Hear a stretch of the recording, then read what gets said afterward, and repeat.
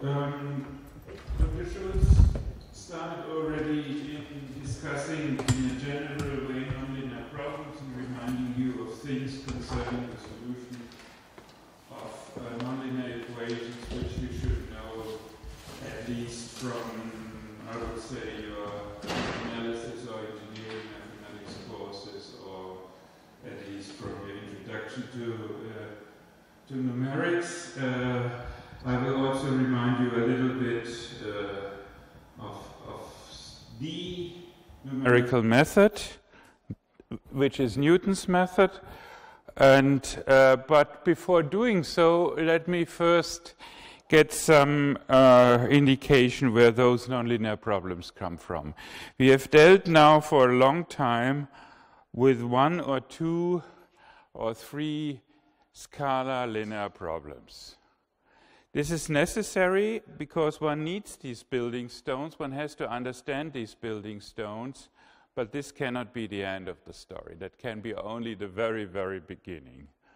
It's very, very, very seldom. Actually, I have not dealt with such a problem since 30 years, that an application problem is described, say, by the linear heat equation or the linear diffusion equation.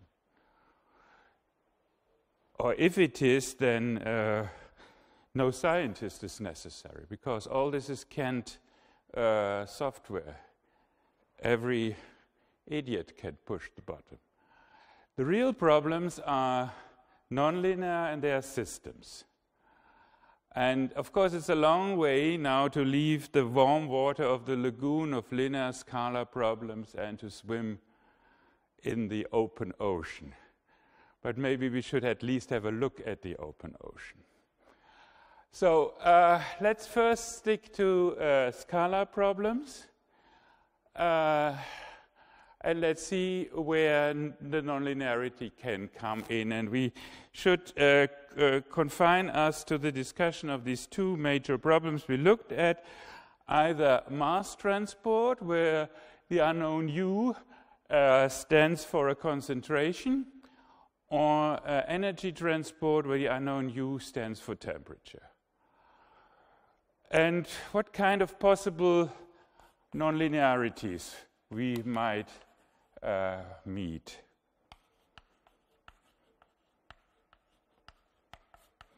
And for this purpose, I rewrite the equation a little bit. We discussed this, that the simplified version we dealt with was only for the sake of simplifying the notation. What I mean is that we have here the identity of U and the conserved quantity in the notation we have for the time-dependent problem, which in some cases for mass transport is okay. Certainly for energy transport is not okay. There's at least a conversion factor, meaning the thermal capacity. So it's more natural to write the equation in such a form. What kind of, I need some further notation. Let's call it lambda. I think we also, I would like to call it C, but C is already used. Okay, okay, call it A. A times U.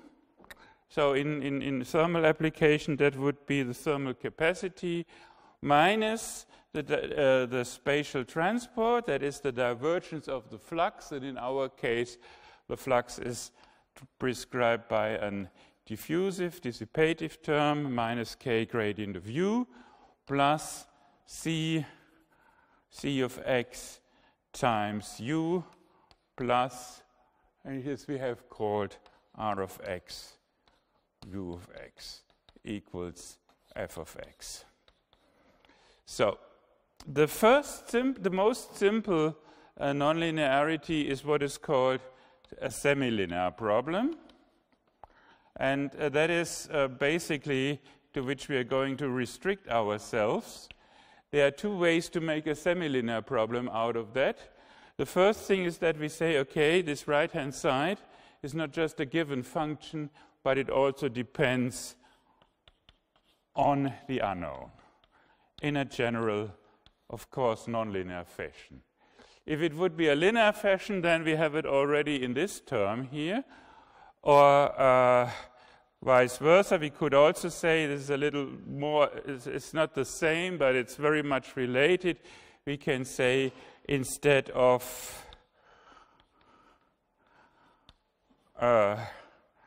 Rx times U, we can have either Rx, U, or something like, in general, Rxu. But that is really the same thing, just standing on the other side of the equation. Why semilinear? Because this is a non-linearity which does not involve derivatives. So for which processes, this is the convenient, the appropriate description. It is for those processes which have no transport component. So typically reactions. Reactions are purely local. They take place if the reactant partners come together at one point in space. And the transport processes are something different. They overlay each other, and the interesting thing becomes then in the interplay of these processes. So now I have said something about reactant partners, but of course there is no partner. We only have one single lonely U here. There is not a system. We only have a scalar function. So how could this look like if we look for a reaction? Then in this case, the f of x, the most simple case, could be something like, let's say, minus u square. That is a very simple reaction. What does this mean in terms of chemical networks? This is, of course, an extremely simple chemical network, f of x of u, of course. Of course, we could have here also a reaction coefficient depending on time and on space if the different parts of the domain are differently reactive. Okay, I will not do this right now. So what would that mean? We have a reaction. What does it do? It destroys the substance we have. So let's call the substance A. So A corresponds to concentration U. It destroys the substance A. We could write it in this way, but not in this form, but in this form. And if you now, maybe you remember a little bit, I'm not sure. Actually, I'm not sure of anything anymore. I'm not sure what is done in chemistry, but I would hope you heard something like mass action law. Who has heard this word already once? Mass action law? Massenwirkungsgesetz. Yes or no? In old school days? That's a way to describe a chemical reaction. I'm not going to explain it here where it comes from, but of course this is a very simple situation here, and because if we are thinking of a reaction, we are always thinking of reacting partners. Of course we can think here of a reacting partner which is so large in concentration that the influence of the reaction is so minimal on the variation of the concentration, then we can neglect this variation. Then it would, so to speak, vanish in an k of x u square in a corresponding reaction coefficient. Or we could really write down a system. Okay, let's write down a system. For example, 2a becomes b. What would that mean for the description of this process? So we have concentrations. Let's call it UA and UB. they underlie the same processes as diffusion, as convection. I'm now doing a simplification saying that the molecular diffusion coefficients are the same for both substances, which is in general not true. But let's do this for simplification. So what would then the conservation equations be? It would be something like time derivative, now I have to be consequent with this A, minus, and now I abbreviate this again with L of U, plus L of U, sorry. So, and then we have the same thing for the other substance. And now we have to write down here what is going on. And what is going on, if you look at this network, this reaction serves as a sink for A, and it serves as a source for B. So we have here minus, and now the stoichiometry comes in, so the concentrations has to be interpreted as molar concentrations. We get here something like 2,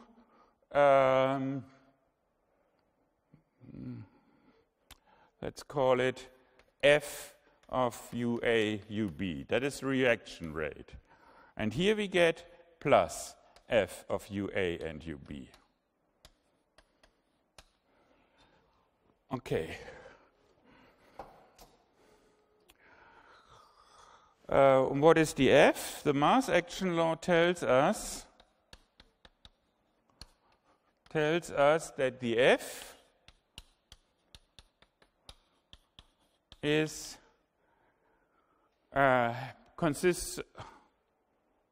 Sorry, we do it the other way. We make it a little bit more interesting, that we allow for the reversibility of this reaction. That doesn't change anything on these considerations, but it gives us now a little bit more interesting rate.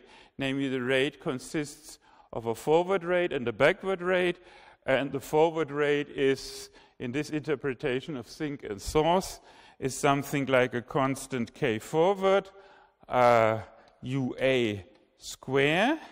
So that is what the mass action law is. In the rate description, the stoichiometric coefficients appear here as powers. And here we have minus k backward UB. And here you see, of course, here comes this nonlinearity in with the square. And again, we come back to what I've written up there. If we say now, okay, the UB is, for example, we can neglect this because it's small or whatsoever. But the natural thing is such a system. So, of course, to deal with systems like that, we could do the same thing as we have done before. Of course, we can discretize in space here and here. We can discretize in time here and here. And then we end up with a little bit larger problem. But there's no principal change in the procedure. The only thing is that the overall emerging sets, which here are nonlinear sets of equations, up to now they were linear sets of equations, they get a bit larger. They get an additional complexity factor which represents the amount of species. You see, of course, we could also have a linear problem here. If we would change our reaction here 2 and 1, we just would have a linear problem here, but nevertheless, we would have a coupled linear problem here. So there are two aspects, system and nonlinearity. But if the problem is, and everything what I said is also possible if this is an LA or an LB, meaning that the processes, in particular diffusive process, also depends on the species. That is this varying molecular diffusivity which I mentioned. If we do not have this, and there are situations, not all, but there are some, if L equals LA equals LB, then in such a simple problem, we can help ourselves and come back to the scalar case. Do you see how we can do this? The idea is to find, reaction invariance, to find new, so to speak, substances which do not react, which have a zero on this side. Do you see how I get a zero on this side? Which kind of combination I have to do with these two species?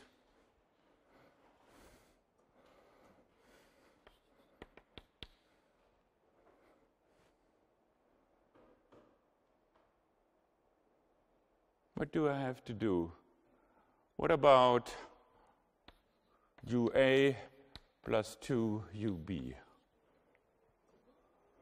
What does that mean? If I plug this in, and now of course two things become important. First of all, that here everything is linear. I'm really in this semi-linear situation.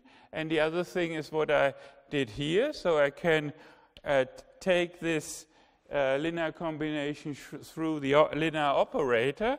And so I have here this. And what happens with the right-hand side? What happens with the right-hand side, independent of what the F is, if it's mass action door or whatsoever? It's 0. Minus 2F plus 2F. That means this is a decoupled quantity. Either I can write down a solution or I can solve this solution. Now we are, so to speak, back to what we have dealt with all the time.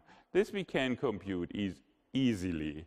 And that means we have only one nonlinear equation for now, let's say, UA.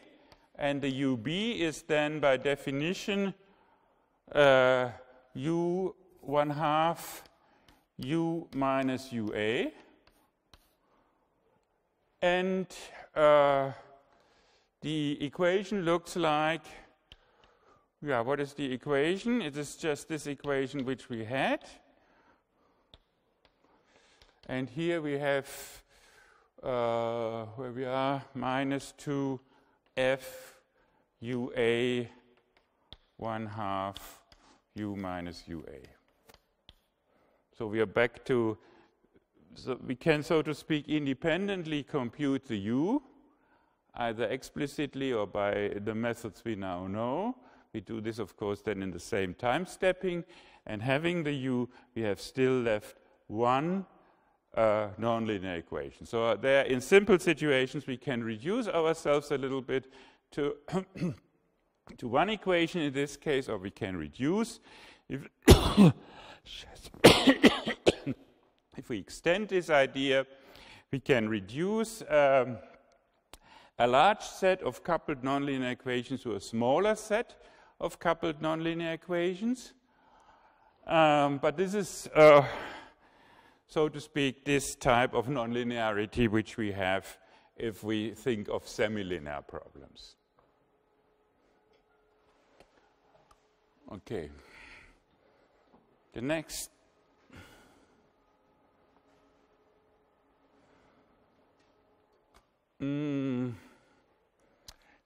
step are quasi-linear problems. Quasi-linear problems mean that now the nonlinearity sits in the coefficient of the highest order term. And the highest order term is here, of course, second spatial derivative, but in some sense it's also here. If you think of the heat equation, there is a sort of a correspondence of one time derivative and two space derivatives.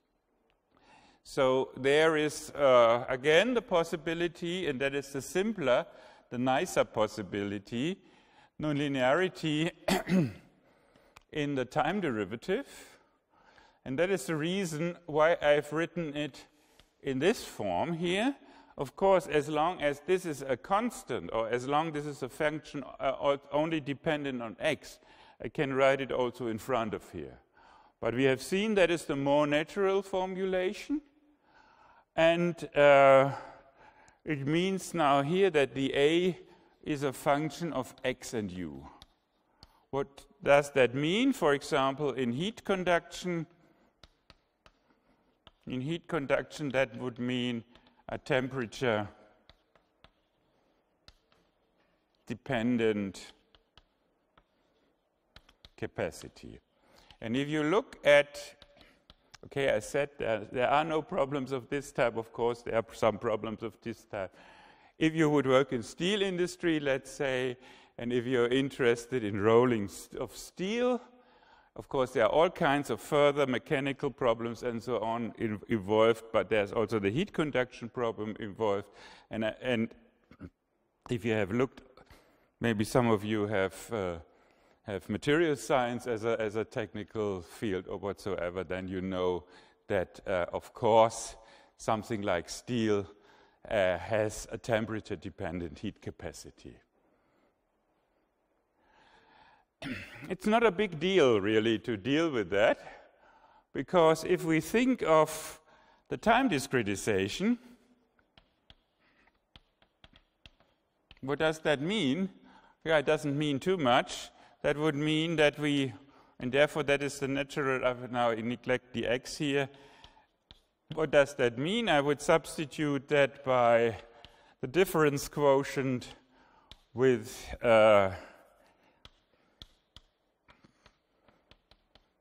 having here the nth time level, n plus first time level, minus the whole thing with the nth time level.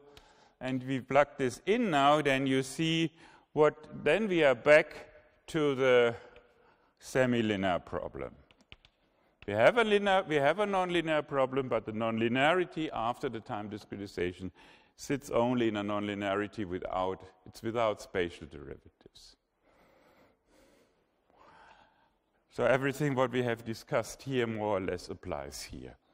It's a little bit more complicated if the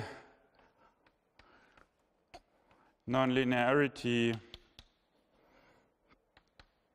is in the, let's say, second space derivative.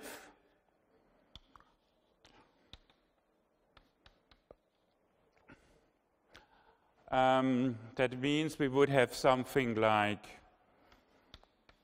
K equals a matrix depending possibly on X and on U.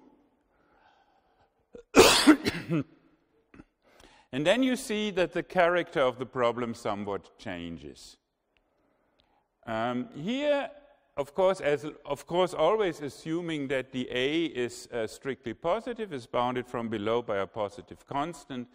Nothing has changed from the parabolic nature of this equation. Of course, everything gets different if we allow to get the A 0, or if we would allow that the A would get negative, then that would be something that we like reversing the time. That would be the back to the future approach, which usually does not work so well. And in mathematical terms, it means that we end up with an ill-posed problem. Of course, what I mean here that we stay within, so to speak, the processes for which these equations make sense. Now, the same is here. It's a little bit different in the sense that, of course, you know that the character of the temporal behavior changes. What I've done here, let's look at the corresponding ODE. Let's make it very, very simple. The ODE, what we have reduced the situation to here basically is something like minus u square. That is a very simple ODE. You know already this ODE means we have exponential decay, and now we have even stronger exponential decay, or even stronger decay. So in any case, we have here global existence.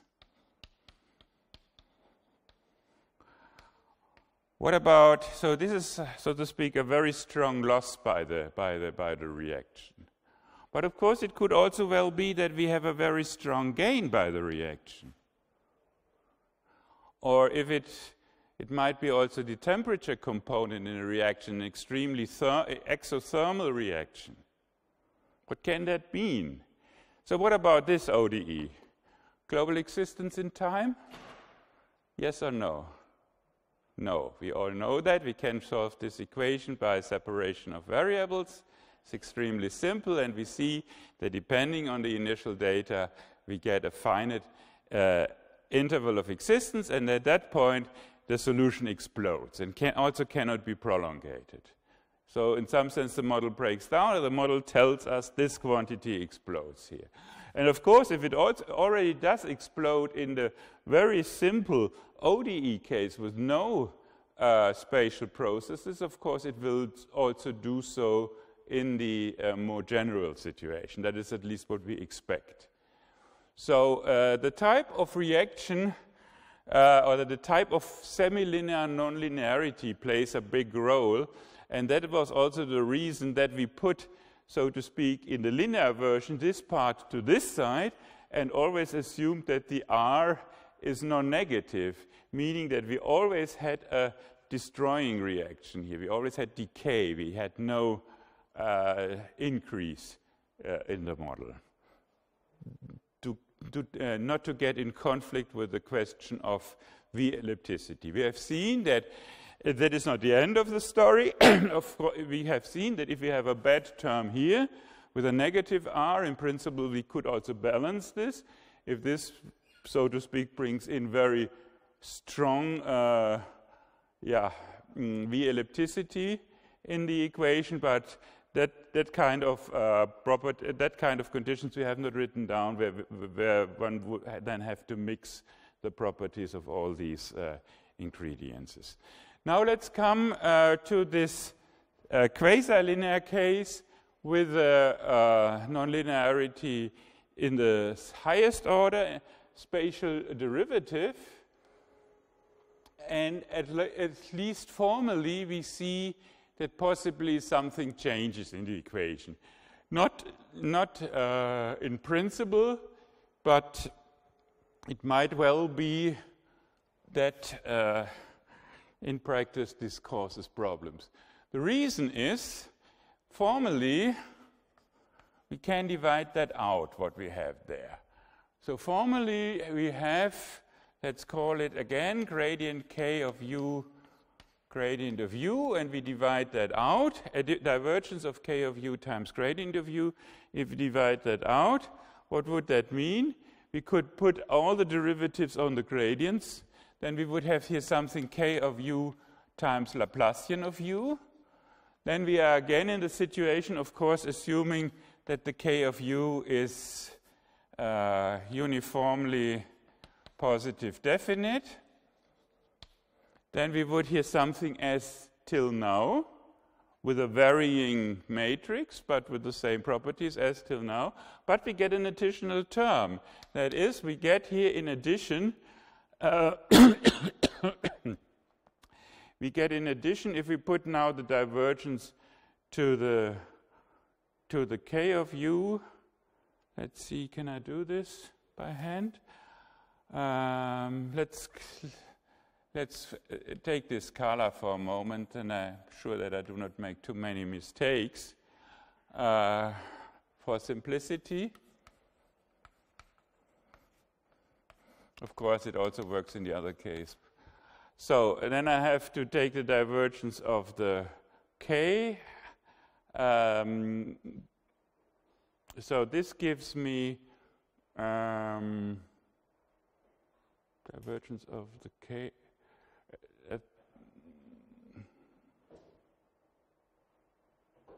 Okay, what I get then is I get the gradient, or let me write it in this way, I get the gradient of this term, which is again k prime of u, gradient of u, and this in scalar product with gradient of u.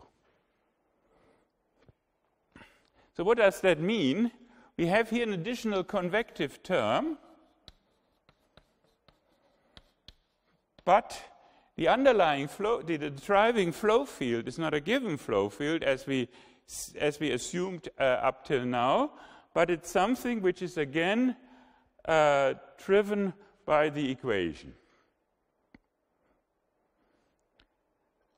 So in 1D, the equation we would have would be something like, okay, let's put in 1/2 in here and modify the k, or set the k to the k prime to some, then we would have something like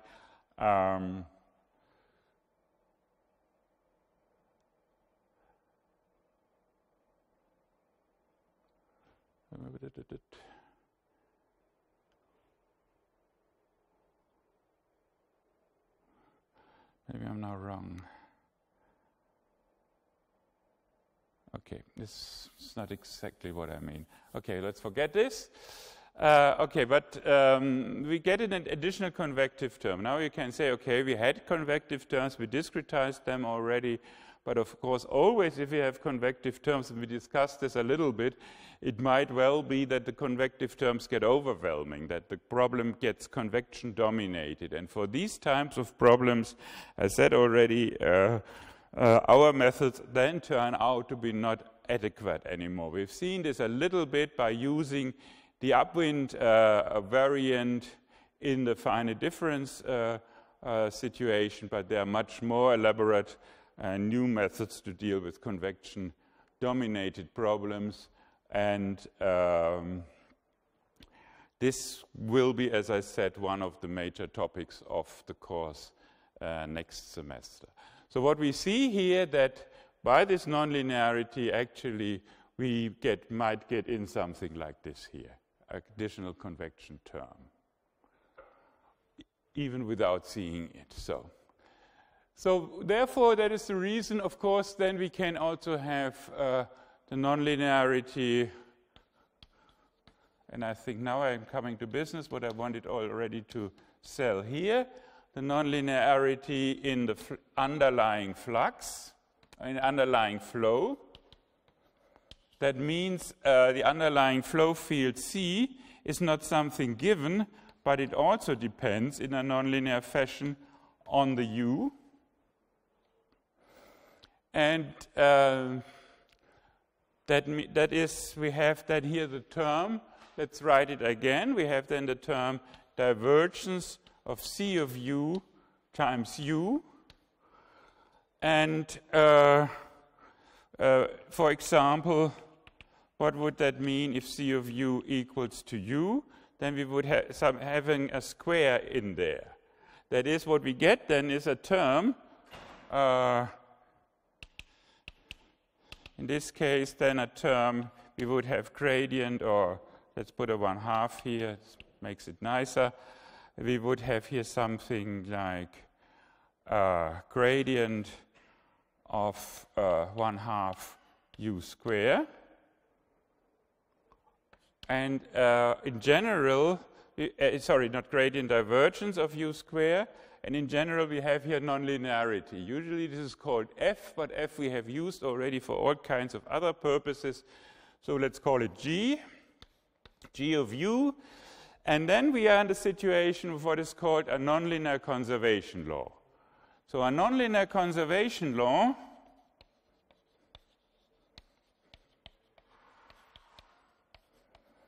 is something like, in Scala, is an first in 1D, it's something like, then my divergence becomes the first x derivatives. It's something like this here.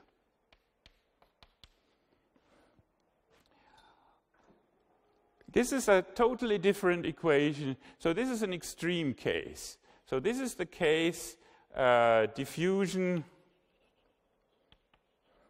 that is the k equals to 0.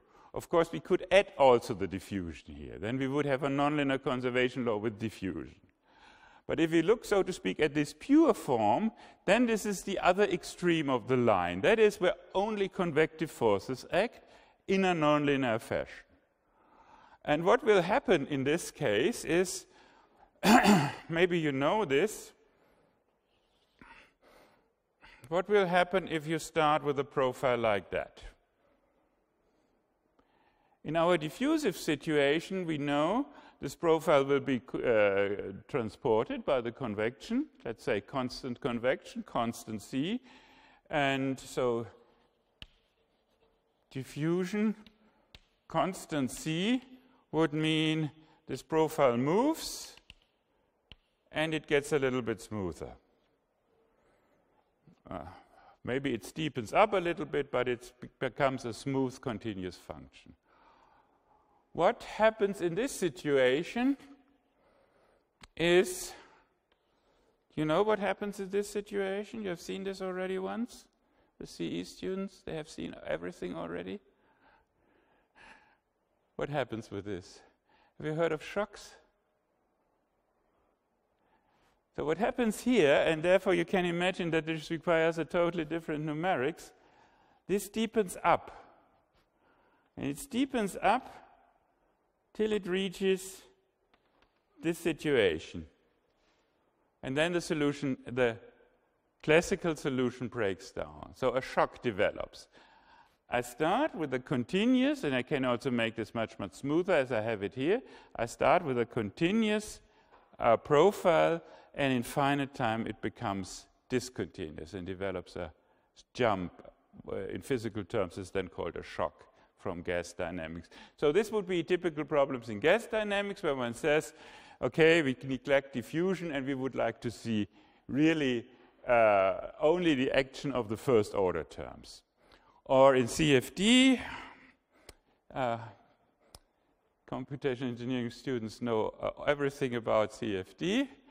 It would mean we go from the Stokes equation, or better from the Navier-Stokes equation, to the Euler equations. We neglect all the dissipative forces. And this, as I said, is something totally different. The model problem for this would be exactly this equation here, G of u 1/2 u square. If you divide it out, then you can write it either in this form, or you can write it in this form. You see here again, the driving field is the quantity itself, and this is then called the Burger's equation. So, first thing with the Burger's equation, it's not Burger's equation, it's Burger's equation. So you need a little bit a raw throat, as I have it now, to speak this Dutch name correctly. And then, of course, the apostrophe is here, because it was a Dutch fluid dynamist, and this is, so to speak, the most prominent problem here. Okay, let's go back to the semilinear problems, and let's talk a little bit about how to deal with them now. And as I said, maybe we'll have no time now really to look into the details, but you can imagine if we apply all our apparatus now in space and time discretization, in some sense nothing changes, only in the sense that our linear set of equations become non-linear set of equations. But the structure basically stays the same of the equation, the sparsity and so on. So we are now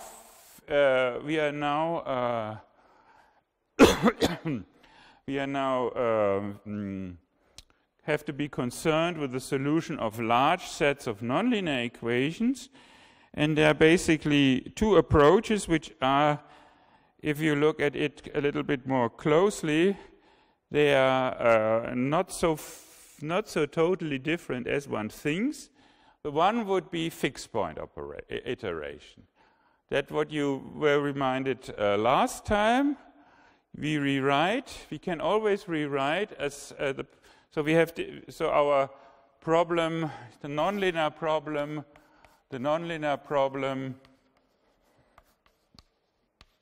is now of the form either f of x equals 0, f being a mapping from R, what is the notation?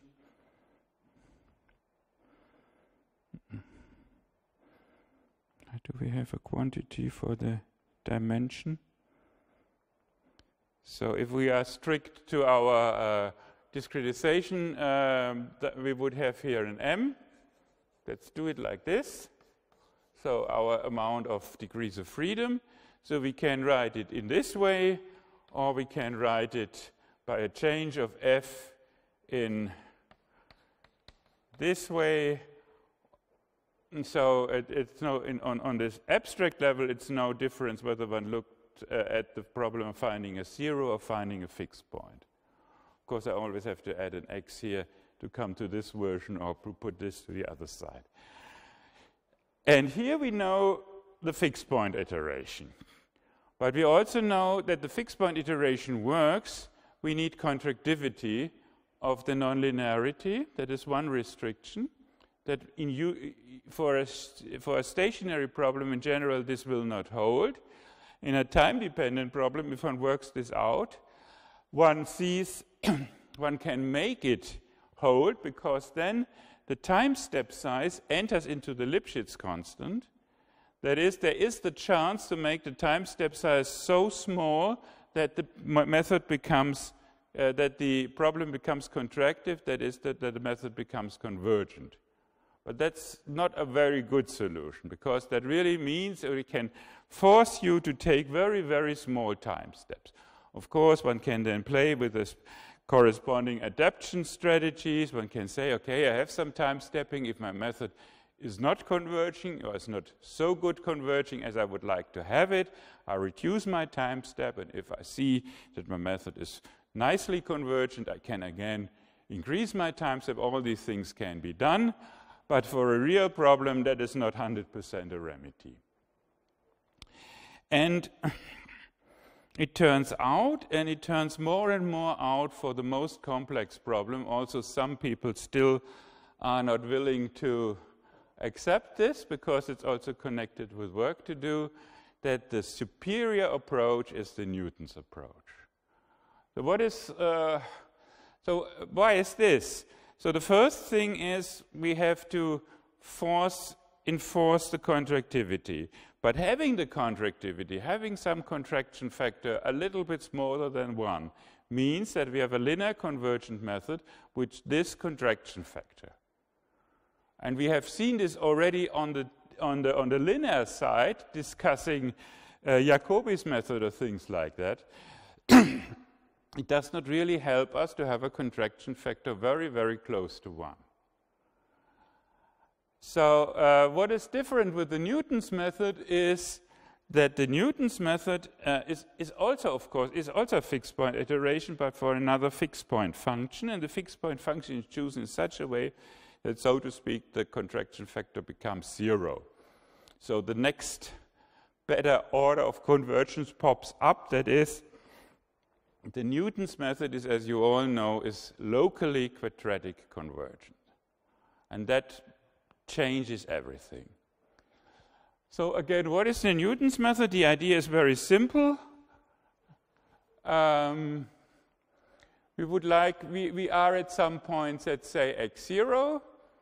We looking for a 0 of a function f. Of course, we are not able to find it in closed form. So we approximate, but we have already some iterative x0 approximating this solution. So we linearize the function at this point. We substitute it by this affine linear function. And from this affine linear function, it is now easy to find the vector x such that this function g is 0. It's just to solve, we just have to solve this set of equations. Of course, this requires that we can solve this set of equations. It basically requires that the Jacobian matrix, which appears here, is non-singular. So we see, if we make now an iteration out of that, that would be formally spoken the fixed point iteration function. And we see what we have to do in the first step, or in general in every step. We have to have the Jacobian matrix at the point where we are, at the vector where we are. And we have to solve a set of equations with a minus the residuum on the right-hand side at that point where we are. And this gives us the increment to the next iteration. And you see it's exactly the same form as we had it in the iterative method, in the linear stationary method. In the linear stationary method, we also had here minus the residuum. We also had a set of equations to be solved for the increment, but of course it was not the Jacobian matrix, because the Jacobian matrix would be the matrix itself, but it was a simplification in the sense that we took, in the most simple case, the diagonal or an upper triangular matrix or whatsoever for the classical methods. So here we do a similar idea, but now the simplification step is not simplify the linear set of equations to be solved in one iteration step, but the simplification goes from nonlinear to linear. So here we are on a level where we can now apply everything what we know about solving linear sets of equations. Every method we discussed can be applied here now. Okay, maybe we'll do this a little bit. So this is now the general form here. There is some theory which you should know from numerics, which in particular says there's quadratic convergence locally under certain assumptions. Should not bother ourselves with that now. And the question is now, how can one make this basic idea now efficient? Let's talk a little bit about that. Maybe let's go back to the formula, and we see one important thing. Where is it? Here. Yeah, what could be a concern not to do this procedure? In the fixed point iteration, as we will see later on, also sets of equations have to be solved. But the problem here is, of course, we not only have to solve a set of equations, we have to build up the Jacobian matrix. And in practical application, it turns out that that is the major amount of work to be done, not so much to solve the equations. That can be also a point. Let's see what kind of modifications can we do. Okay, let's assume that we substitute this matrix here, or the sequence of matrices which we have here, by any sequence of matrix we would like. Any simple sequence of matrix where which we can simply compute and where we can simply solve the set of equations. Let's say the identity matrix. Then everything is simple. With the identity matrix in general, it will not work, but it might then, well, of course, if we do not go away too far from the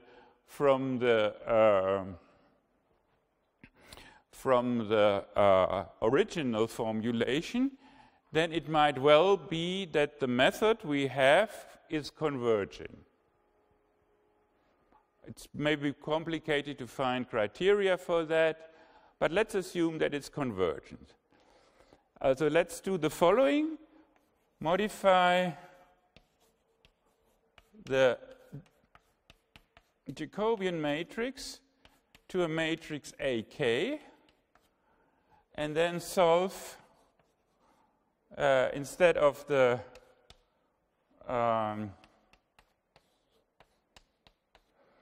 original set of equations, solve this one, where we have substituted the Jacobian by the AK, and the new iterate is then the old iterate plus the increment. Am I correct with the indices? I'm consistent with the indices? Probably yes. And now let's assume, and there is a big assume, that the xk is convergent to some x bar, let's say. What can be said about this x bar? Can we rely on that? Is that a solution of our original problem, or is it not? What do you think? It is still a solution under the assumption that there is convergence. This is still a, so the original problem is f of x equals 0. Is this still a solution of f of x equals 0? Of course, under some minor assumptions on f. Yes or no? So what do we know? If we know this, what do we know about this thing here? About the increment. If there's convergence, what then does the increment?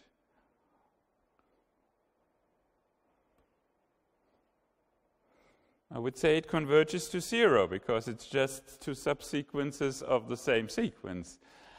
And that is also the reason why often, and that is not a good, not really a good idea, but it's often done, you check the convergence of a method by looking at the increment. If you say, okay, the increments between my two iterates are small, then I think it has converged and I stop.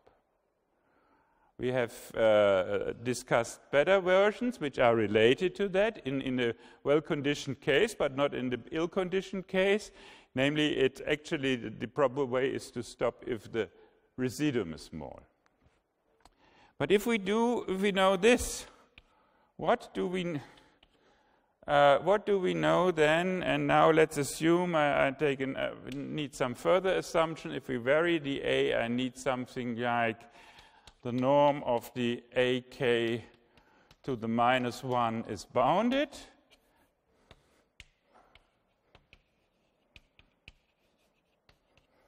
And what can I then say about this sequence here? Sorry. So we have to argue in another way. We just take this here bounded. So what does then happen with this sequence here?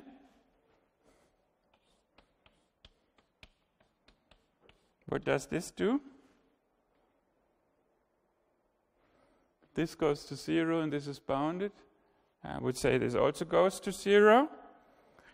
But having this, and assuming, of course, that, but this is a minor assumption, of course, we cannot do Newton if f is not continuous.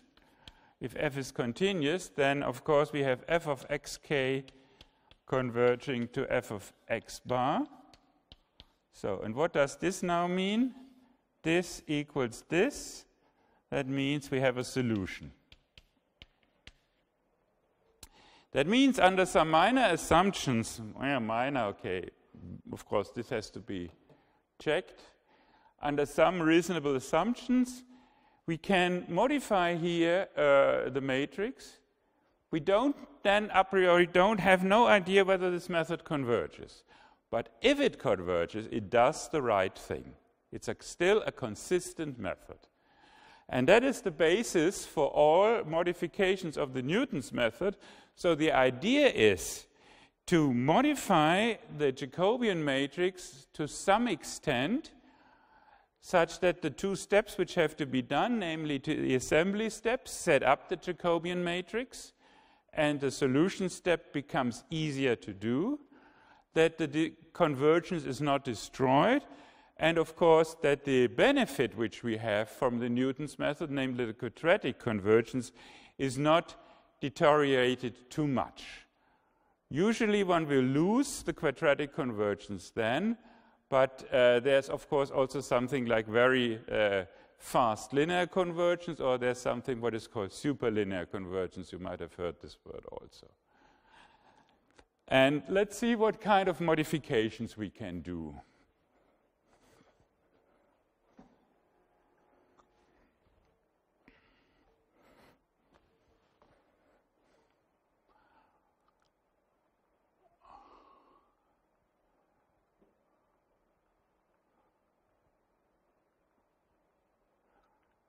Okay.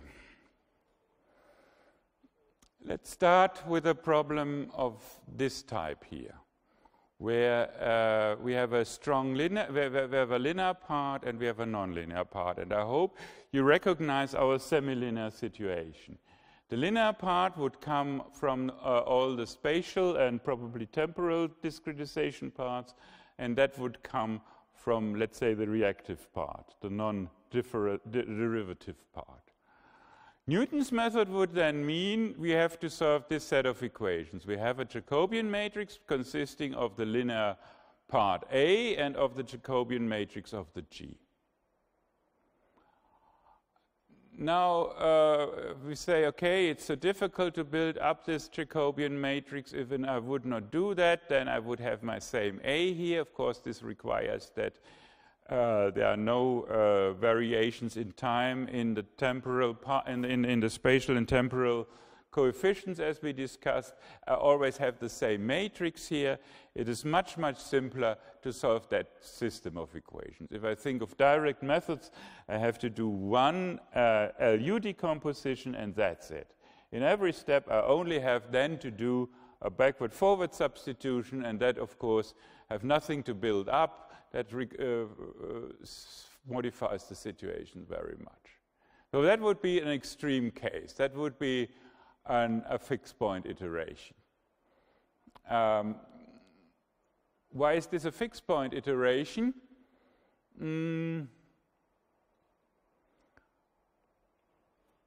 Let's maybe rewrite it again.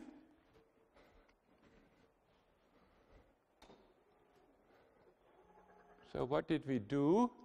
So we had the A, xk plus 1 minus xk equals minus f of xk, and f of xk was axk plus gxk. So if I reorder this a little bit, then I get the following. I have axk plus 1, so these terms go away, plus g of xk equals 0.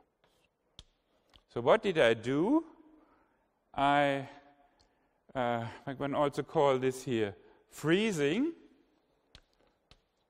Okay, I have my difficult, I have my nonlinear part, and I just freeze it at the last iterate. Then it becomes linear. And the simple, the linear part, I keep, so to speak, in the variable. That would be the most simple situation to deal with the nonlinearity. Just freeze in the iterative step, freeze the nonlinearities at the old iterate. Whether this works or not is quite doubtful, because we have seen that it's quite an enormous change in the Jacobian matrix, what we are doing. One can also view it in the other way around, and one can say what we are doing is we precondition the system with the a to the minus 1.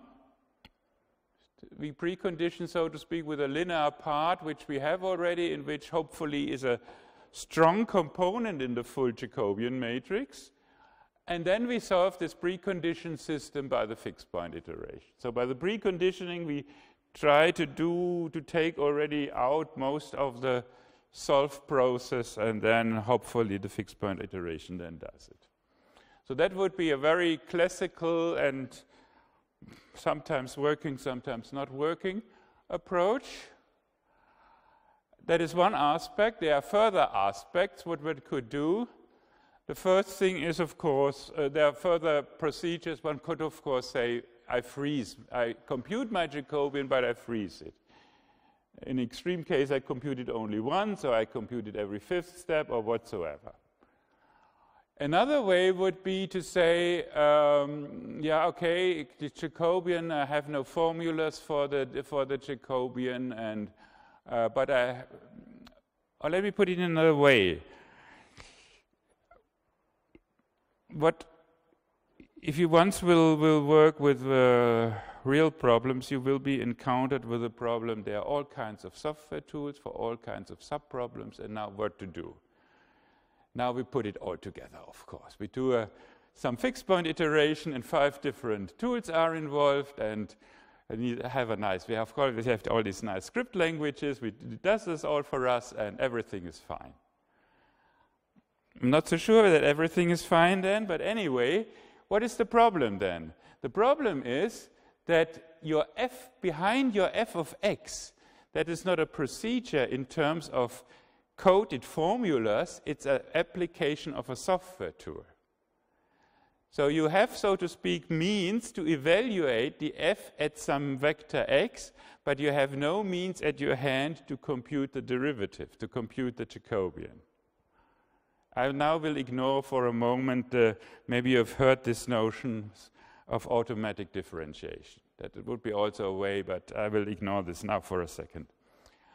So the only thing what we have then is we can evaluate the f, and then of course we are back in approximating the Jacobian matrix, so to speak, the differential quotients in the Jacobian matrix by difference quotients.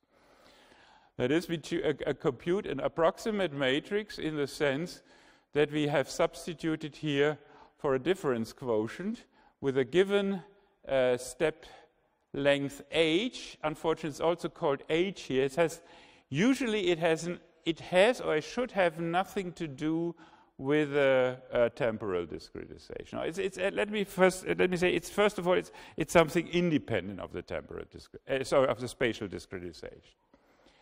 And then, okay, if we are able to evaluate the f, you see we need then as many evaluations of the f in addition as we have dimensions, and then we can compute these difference quotients, and we get the corresponding vectors of this approximation of the Jacobian matrix, and then we hopefully are again in business according to these general considerations. Okay. The question is now how to solve the h. Okay, how would you solve the how do you choose the h? What would you do? Give me a suggestion. You would like to approximate the derivatives as good as we can. What kind of h would you choose?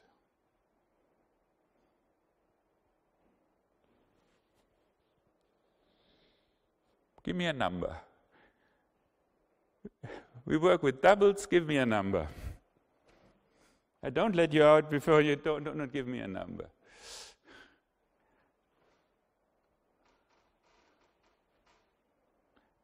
So we have a precision, we have a relative precision in rounding errors of 10 to the minus 14.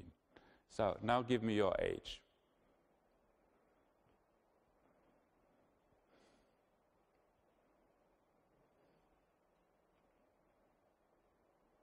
Okay, go ahead. The only thing it can be that that's not optimal. Surely it will not be optimal what you are telling me, but we would like to learn out of that. So who wants to take 10 to the minus 14? Who wants to take something smaller? Who wants to take something bigger? And if bigger, what? It's a very basic question. It's in the core of elementary numerics. Okay, be a little bit courageous. Give me just a number.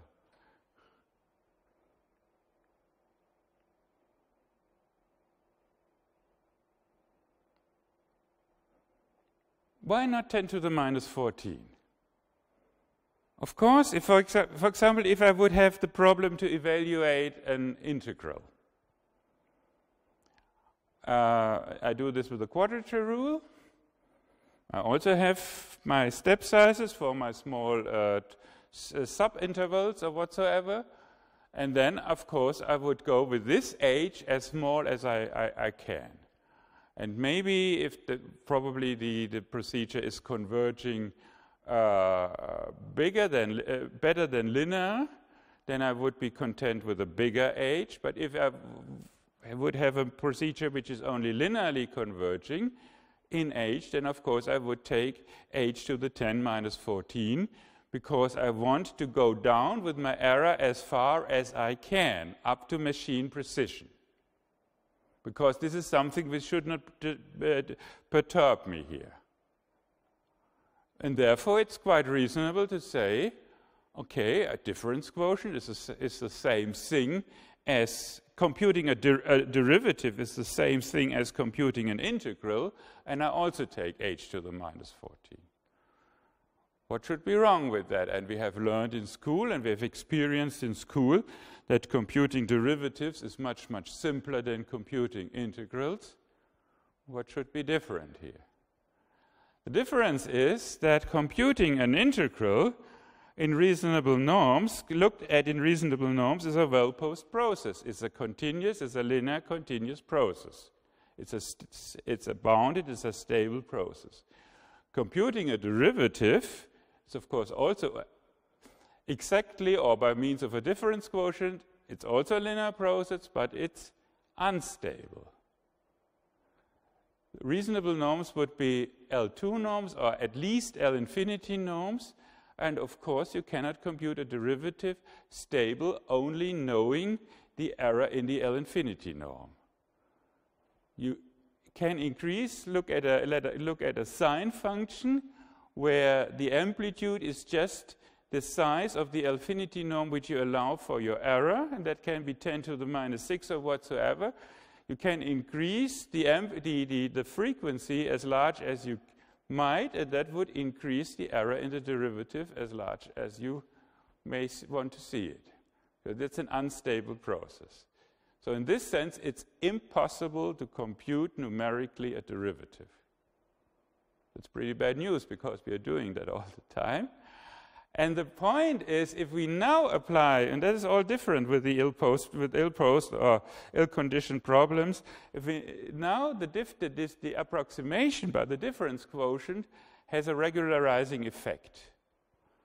But it only has a regularizing effect. So what is the situation? But to be honest, that you should all know from your introductory course, maybe you know it and you just let me waste the time here. If I have a stable problem,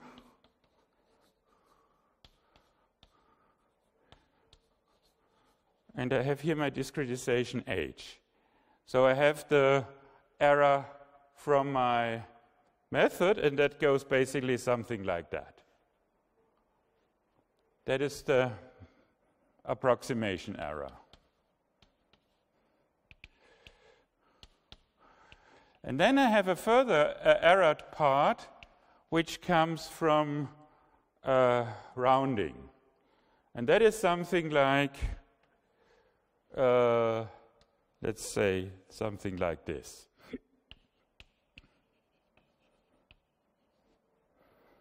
And this is here machine precision. So that's a pretty small number. And if I overlay these curves, then I come to machine precision that we are used to. We say, okay, we're having doubles, 10 to the 12, 10 to the minus 12, 10 to the minus 13. That looks good, is in machine precision, we are done. In an unstable problem,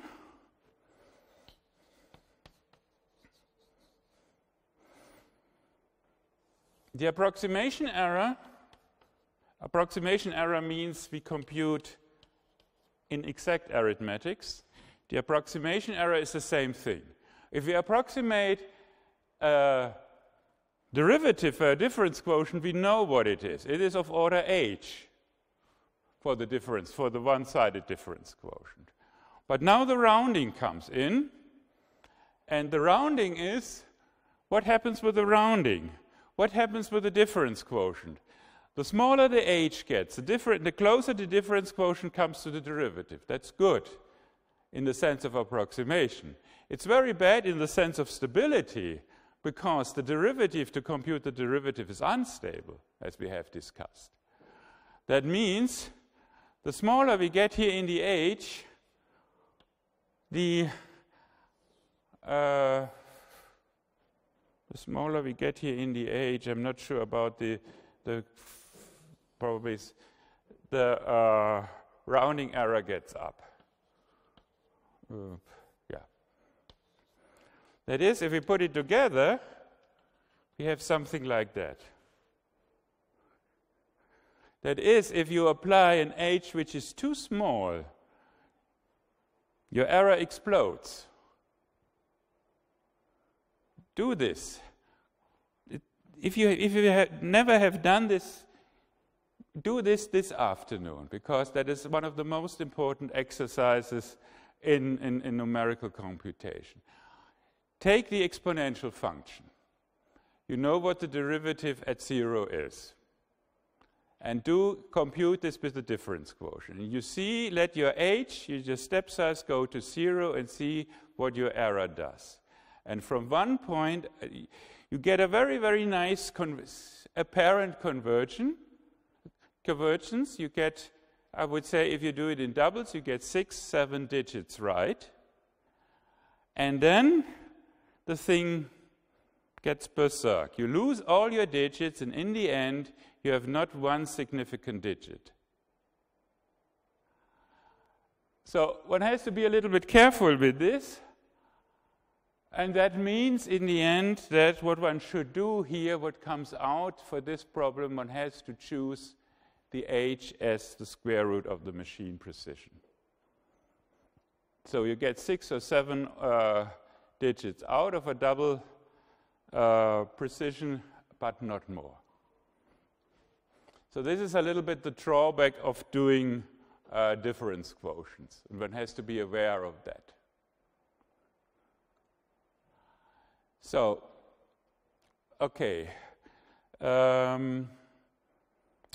Maybe I mentioned 1 or 2 further ideas. The one thing is to solve this accordance with this idea that we can, so to speak, approximate our Newton problem.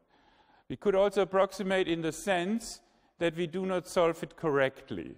We only solve it up to a residuum here. And one could hope that if this residuum then in some way goes to 0 for k to infinity, we would still preserve the convergence of the Newton's method, or maybe even the quadratic convergence of the Newton's method. Where does this appear? That now it depends how we solve this set of equations. And of course, most of you are very favorite of iterative methods. So let's do that. But solving this set of equations with an iterative method means that we never solve it exactly, and in the view of this slide, it also maybe it's not reasonable to solve it exactly, because we don't want to solve. It's not a virtue of its own to solve this set of equations. That's only a sub-problem in an iteration process.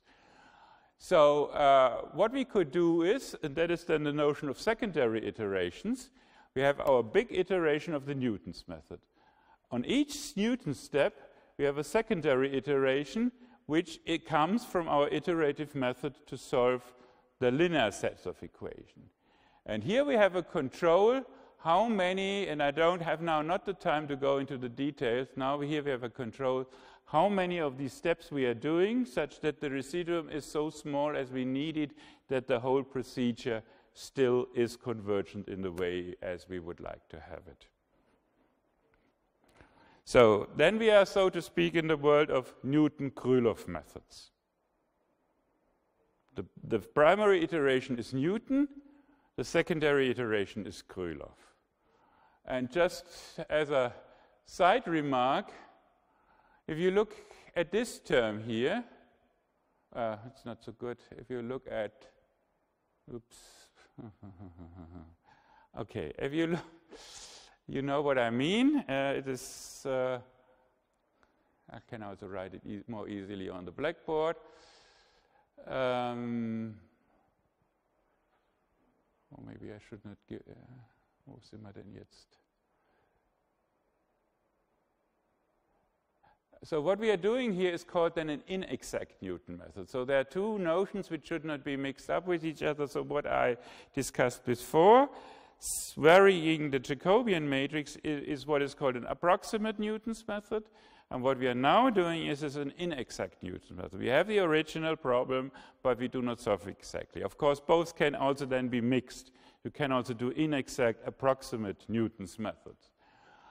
So what I wanted to say is, what you're doing here, if you look at this, and let's again come to the original formulation where there's a k. So what we have here the Jacobian times the direction from xk to xk plus 1 times the difference vector xk plus 1 minus xk.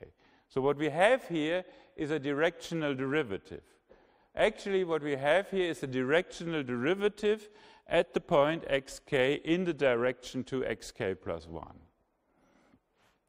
That means if we think of Krylov methods, and if we think of approximating the Jacobian matrix, then we should not do it like here, as indicated like here. Then we should compute directly the directional derivative. That's again taking a difference, but we go directly in the direction where we would like to go to, and not first going all the coordinate direction and then building up this term. And that opens up the possibility, again, not to work with a matrix, and that are the so-called Newton-Krylov matrix-free methods. Okay. I think I said the most important things. Of course, there is damping, but this you should know already. One should combine this with damping. There are other versions. And then there is the application to the semilinear case. But I think before going into more details, as I said, we are not able to cover this really today. I will show you a little bit in the last quarter of an hour, a few other things which might give you an impression where this all can lead to. So what we are seeing here, that's just taken out. It's a little bit of also a toy problem, but a little bit of a larger reaction problem.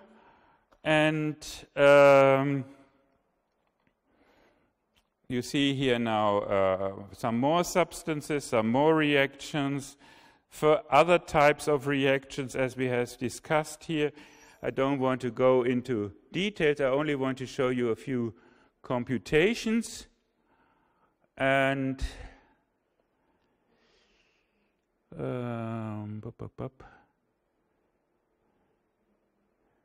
go a little bit up here.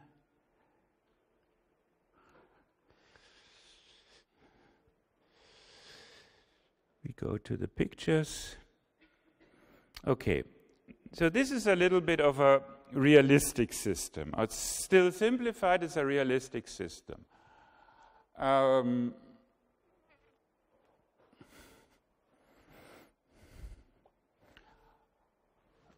What is the background of this system is, you might have heard, in Germany it was not very successful because there were all kinds of not very scientifically founded fears. But one idea is to deal with global warming is to extract the CO2 either directly by production or otherwise from the atmosphere and to store it, to do what is done in the big natural CO2 storages from which we live, like the ocean and so on, and to store the CO2 artificially in, so to speak, additional storage sites. And one storage site would store it underground in saline aquifers, that is in aquifers, Grundwasserleiter, which are saline, salzhaltig, and therefore not usable as drinking water. And we have in the deep formations we have quite a lot of these. Otherwise we would not have the salt dome of Gorleben, for example. And there are different mechanisms to store the CO2 there. CO2 is a gas. It's brought there in a supercritical status. Of course, it has to stay there. And the most simple way and most critical way to keep it there is by a cap rock, just by a physical barrier, which keeps it to come up. And there were all these concerns with there are holes in the cap rock and so on, and then it comes up, and the cows on the meadows, they die and whatsoever. So that is one storage process. There are other storage processes which come from the solution of the gas, of the supercritical gas in the fluid. And a third, maybe long-term and most efficient storage process is called mineral trapping. That is, there are undergoing chemical reactions which in the end up in a mineral binding of the CO2. You see here it starts with the CO2, it gets dissolved. This changes the pH, this process. Then further reactions come into action, minerals get involved, and in the end the CO2 is stored here, so to speak, in a mineral. This is a little bit of a larger process, of course, also with the underlying transport and processes. And now let's see how this would look like. And there are interesting qualitative features which come up. So what you see here, here's this new mineral coming to existence, and it, so to speak, comes to existence out of the sudden. Other minerals get dissolved, but get precipitated again, and here this is the incoming CO2. So this is the basic, so that would be, so to speak, the qualitative chemical feature of this process. But this is, of course, not the full problem. This is only looking at the chemical,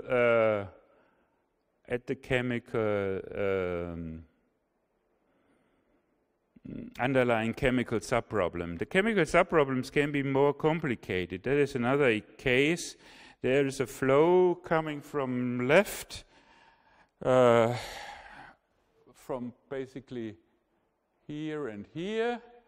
And here is a region, it's a stationary flow, so the flow field is computed, it's not given, but it's stationary. Here, this is an area of low permeability. And then just have a look how complex such a chemical process could be, whatever these quantities mean. This is, they're of course color-coded. You see there's a lot of things going on. This is just the dynamics which comes from this chemistry.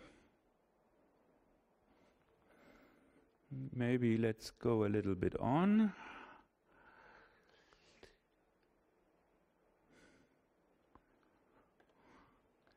Oops, back. I have to go somewhere here. Okay. Okay. This is a little bit about the CO2 trapping. And the full picture is a little bit more complicated, because what we did to now, we said, okay, there might be a fluid, there might be some flow in this fluid, and there's a given flow field. Usually, this is a part of the problem to compute this flow field. And if you look at this application, there's not just one fluid, there are of course two fluids. There's the water, and there's the injected gas at least. And we have to consider both fluids. We have to consider their interactions. We have to consider their dynamics. And the dynamics of these fluids, that is now an example of highly nonlinear problems. So you might recognize here a little bit in the first equation, for example, our conservation equations, and what we called, okay, here the unknowns are called C, and what we call C is here the bold Q, but the bold Q again is part of a process to be solved, and all the nonlinearities are really nonlinearities in the sense that everything depends on everything. It's not, you see, there's quite a amount of equations coming up. Here then the chemistry as a subpart, and so on and so on. And now maybe let's have a look at a few computations. Or maybe I do it differently. Just go, where are the computations? Okay, this is now basically a realistic problem related to CO2 injection in 3D. So we have here an injection site. You see here the boundary conditions, no flux, no flux. Here some outflow boundary. And here again, this is this chemical subproblem we have seen already to some extent. And now let's see what happens. And here we see only the let's go back. The evolution of the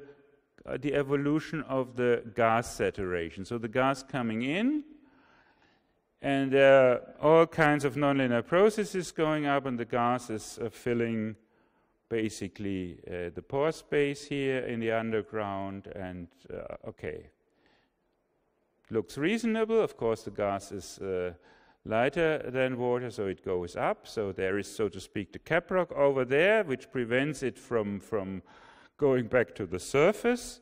But what about the CO2 trapping? Is there some?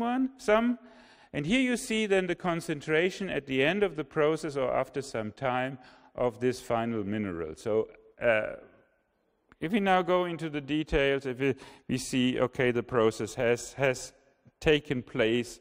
Actually, there has some, or to some large extent, CO2 stored in this mineral. But I hope you get some idea how complex this model can be. But the stepping stones are the building stones are those which we have discussed. And of course, the numerics and the physical, and of course also the analytical understanding of these building stones must be solid. Otherwise, you are only producing CFD. You're producing colorful fluid dynamics, and that's the big danger with all the tools which are now available. You push a button, you get a nice picture, and you say, okay, that's it. That looks very, very nice, and that should be the reality. And if you're not able to understand the underlying numerics and the processes, so these things go hand in hand.